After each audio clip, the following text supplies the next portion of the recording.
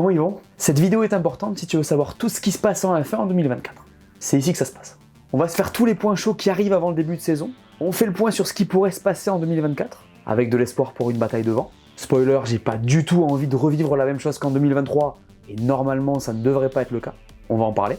Je vais aussi vous dire ce qui me hype, ce qui ne me hype pas, et vous me direz ce qu'il en est de votre côté en commentaire. Bref, on commence bien l'année. Allez, on en parle. J'en profite pour vous dire que pendant l'hiver, j'ai fait des vidéos que j'ai beaucoup aimé réaliser. J'ai parlé de Robert Kubica, de l'impact de la météo en F1, j'ai fait mon classement des 10 meilleurs pilotes français de l'histoire, donc si vous ne les avez pas vus, je vous invite à aller jeter un œil, vous apprendrez peut-être quelque chose. J'ai aussi fait le plus gros projet vidéo de la chaîne en Arabie Saoudite sur le Dakar, je vous mets le lien juste ici. Pour bien commencer, comme d'habitude, mets-moi ton meilleur pouce levé, clique sur l'abonnement si ce n'est pas déjà fait, et profite de la vidéo.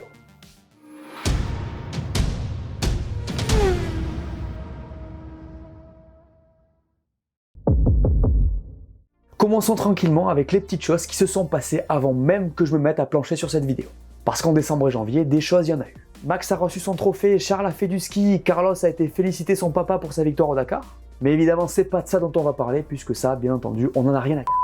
Enfin, moi, c'est mon cas. Bref. D'abord, il y a Gunther qui s'est fait sortir de chez Haas. Oh my god! Okay, it's happening! On sort le personnage principal de Drive to Survive comme ça, au KLM. Faut croire que son management en a eu marre de le voir faire la star dans des petits bateaux. Désolé les gars, Gunther, je l'aime bien en vrai, mais vu les résultats de son équipe dernièrement, c'est pas anormal que ce genre de choses arrive. Disons que je ne suis pas vraiment choqué qu'on ne renouvelle pas son contrat. Attends, ton équipe passe de P8 à P dernière avec une voiture dont tu n'as jamais été capable de résoudre les problèmes? Pas étonnant qu'à un moment tu y passes. Oscarisé ou pas? Je vous rappelle que cette voiture faisait des samedis incroyables et s'écroulait complètement le dimanche à cause d'une surchauffe des pneus.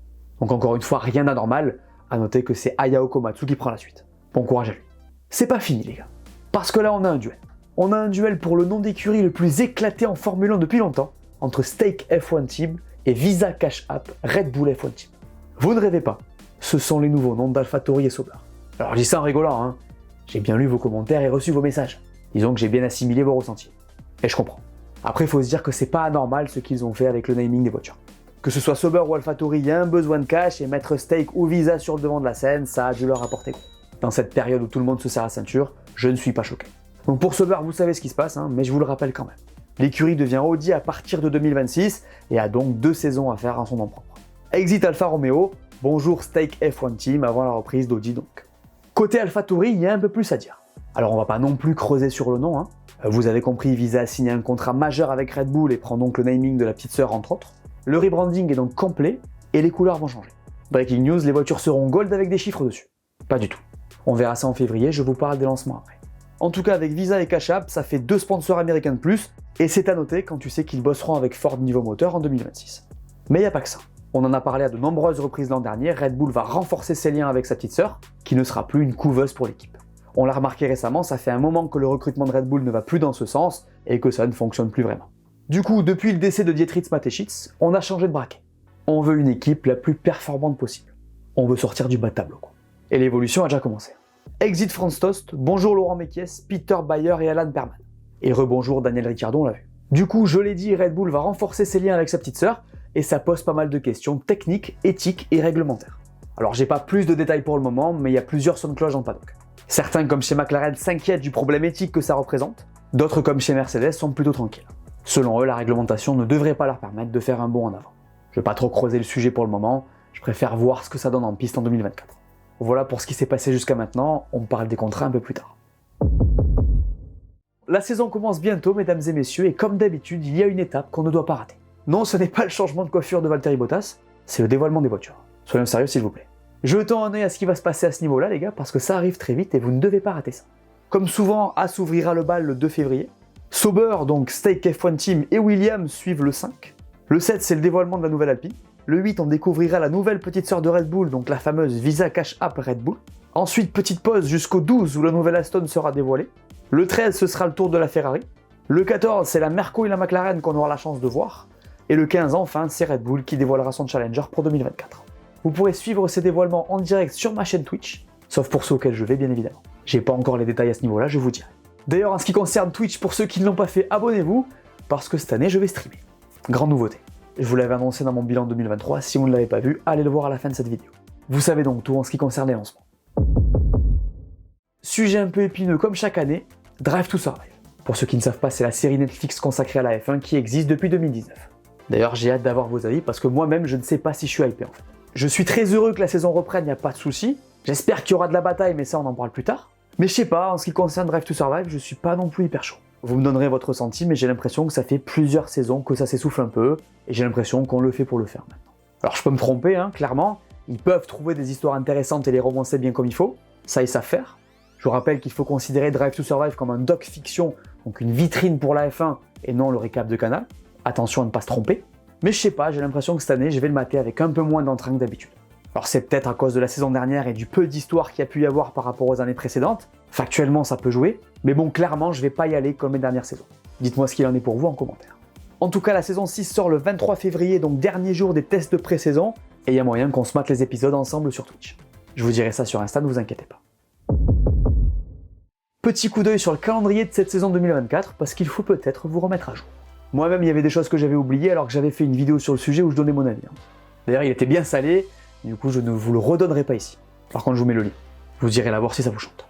Et vous me donnerez votre avis. Bon, du coup, 24 Grands Prix avec un calendrier régionalisé. On commence avec les essais de pré-saison du 21 au 23 février, ça c'est bientôt. Et on démarre la saison avec Bahreïn et l'Arabie Saoudite en double header, dont les courses auront lieu le samedi. Vous avez bien entendu, on va décaler le programme, pour la raison, vous avez qu'à voir ma vidéo. Ça vous apprendra. On enchaîne avec une tournée asiatique avec le Japon et la Chine qui revient. Après Miami, il y a le Canada et la saison européenne. Bakou se cale avant Singapour. On va faire la tournée américaine et on finit avec le Qatar et Abu Dhabi. Je pense qu'il est important d'avoir bien en tête le calendrier de cette saison. Mesdames et messieurs, en 2024, normalement, on devrait avoir une silly season de fou. J'ai bien dit normalement, parce qu'ils sont en train de nous l'éclater à l'heure où on se parle. Attends, Gunther s'est fait sortir, Charles et Lando ont prolongé. Attendez le mois de juillet, les gars. Tranquille. Bon, faisons un point rapide. Charles Leclerc a prolongé de plusieurs années. Max Verstappen a un contrat jusqu'à 2028. Lando Norris a prolongé jusqu'à 2027 a priori. Piastri, lui, a un volant jusqu'à 2026. Russell et Hamilton, c'est 2025. Et en dehors de ça, c'est 2024 pour tout le monde. Donc pour 13 pilotes. Je vous rappelle que Lance Stroll est en CDI, donc ne compte pas. Bon alors j'avoue, ça peut paraître bizarre de parler de 2025 alors que 2024 n'a pas encore commencé. Mais il y a pas mal de choses qui pourraient arriver au niveau des équipes cet été. Et ça, quoi qu'on en dise, on kiffe. Chez Red Bull, on va forcément suivre les perfs de Perez. Je vous rappelle que le gars peut sauter à tout moment. Logiquement, on va aussi suivre Ricciardo. Je vous fais pas de dessin. Et puis, toutes les autres synergies avec Fernando, Carlos Sainz, les deux pilotes alpines et le reste. Audi arrive aussi en 2026 à la place de Sauber, donc ça devrait commencer à se dessiner. En tout cas, ça va être intéressant. C'est quoi la plus grosse surprise que vous voyez?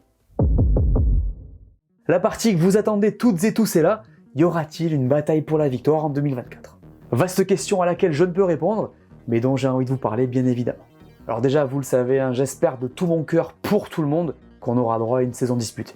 Comprenez-moi bien, sa déclaration n'est pas contre Max. Il est monstrueux, il est au-dessus, c'est le meilleur aujourd'hui, pas de débat. Disons que s'il est champion, tant mieux pour lui, ça me va, tant que c'est au dernier Grand Prix. Parce que cette domination, c'est bien mignon. Certains me diront que c'est l'affaire de la F1 et ils auront partiellement raison. Disons que c'est l'affaire de la F1 moderne. Mais celle-là, en 2 ans, elle fait mal à tout le monde. Elle est impressionnante, je l'accorde et c'est évident, mais elle pique bien fort. Attends, 38 victoires en 44 Grands Prix, dont 34 pour le même pilote, c'est du jamais vu. Alors il y a plus de Grands Prix, mais par exemple entre 2014 et 2021, Lewis il en fait 72, ce qui est beaucoup certes, mais ça fait une dizaine par saison en moyenne. Max il est à 17, On est mine de rien pas trop loin du double. Je pense que vous avez compris ce que je veux dire. Mais venons-en à ce pourquoi on est là. Y aura-t-il une bataille? Alors sur le papier c'est vraiment pas gagné. Red Bull a mis son énergie sur la voiture de 2024 très tôt en 2023, à Skip les mecs bosseraient déjà sur 2025, les nouvelles ne sont pas non plus hyper bonnes. D'ailleurs on le sait, le cost cap n'aide vraiment pas les équipes à refaire leur retard, ça ralentit le process et ça ne va pas dans notre sens. Par contre, il y a plusieurs choses qui peuvent nous faire imaginer qu'il peut y avoir une convergence des performances. D'abord, on entre dans la 3e année de cette réglementation. À un moment donné, les équipes vont commencer à maîtriser le sujet et vont aller dans la bonne direction. Donc théoriquement, le resserrement il est presque obligatoire. Ensuite, il y a 3 trajectoires qui m'intéressent et qui, je trouve, donnent de l'espoir. D'abord, il y a celle d'Aston Martin, qui a prouvé qu'on pouvait faire un immense bond en avant en l'espace d'un hiver. Après, ils l'ont fait de la P4 à la P7 et ils ont raté leur développement, je suis d'accord, mais vous avez compris l'idée. Ensuite, il y a Ferrari. Chez eux, la dynamique de fin de saison a été solide, ils sont les seuls à avoir gagné un Grand Prix. S'ils arrivent à faire en sorte que cette voiture soit efficace ce dimanche, attention les yeux. La voiture 2024 sera la première de Fred Vasseur, c'est important de le souligner. D'ailleurs, en ce qui les concerne, il y a pas mal de rumeurs plutôt très encourageantes, mais avant d'être optimiste, j'attends les essais. Je pense que vous ne m'en voudrez pas. Enfin, les plus impressionnants, McLaren. Eux, ils ont prouvé qu'on pouvait gagner 8 dixièmes en une saison sans changer de châssis. En d'autres termes, ils ont fracassé le développement de leur voiture, au sens positif du terme, je précise. Donc voilà, disons que si ces équipes arrivent à trouver des solutions aux problèmes qu'elles avaient l'an dernier, on peut peut-être se retrouver avec une bataille incroyable aux avant-postes cette année. Je dis bien peut-être. Alors certains vont criser parce que j'ai pas mentionné Merco, mais disons que niveau trajectoire, c'est pas eux qui m'ont donné les meilleures garanties. Je sais qu'ils peuvent tout autant délivrer et sortir une voiture gagnante, mais d'après ce qu'on a vu en fin de saison, c'est pas eux que je piocherai en premier. En vrai, je peux et j'espère me tromper. Vous y croyez, vous, à une bataille ? Voilà, merci à tous de m'avoir écouté, j'espère que cette vidéo vous a plu, laissez-moi un pouce bleu, dites-moi en commentaire si vous avez hâte que cette saison commence. N'oubliez pas d'aller voir mes dernières vidéos que vous n'auriez pas vues, dites-moi tout, et on s'abonne. Allez, ciao!